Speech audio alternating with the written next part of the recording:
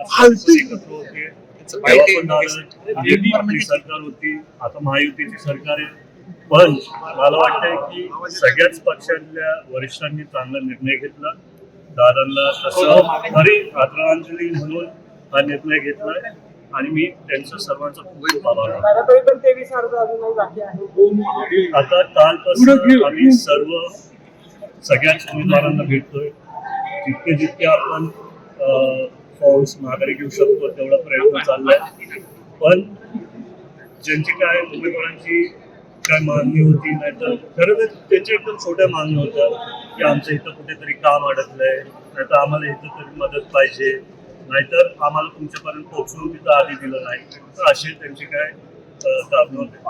अवघे 15 मिनिट बऱ्याचशा उमेदवारांनी अर्ज मागे घेतले, परंतु आपण बघतो की यामध्ये आता इतर जिल्ह्यातील उमेदवारांचे अर्ज आहेत.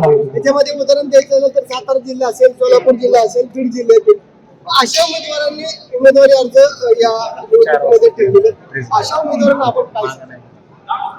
उमेदवारांना मला मी आधी पण बोलतोय, दादा असताना पण मी सारखं सगळ्यांना निवडणूक लढायचा अधिकार असतो. त्यांनी दुसऱ्या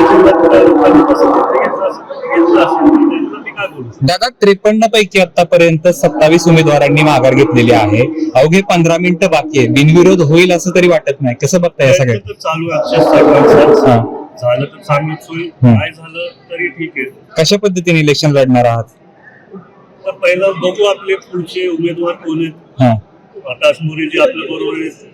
एक मोठा पक्ष म्हणून त्यांनी तिथं उमेदवारी दाखल केलेली, पण त्यांनी तो माघारलाय. तर आता कुठेतरी आम्हाला पण मनाला बरं वाटतं की सगळेच पक्ष एकत्रित येऊन दादांसाठी ही निवडणूक लढतील आणि भविष्यात त्यांच्या पण पक्षाचे काय कुठे अडचण वगैरे असतील, अडचणी असतील, त्याच्यात आम्ही त्यांना नक्कीच साथ देऊ. काँग्रेसचे आभार मानताय?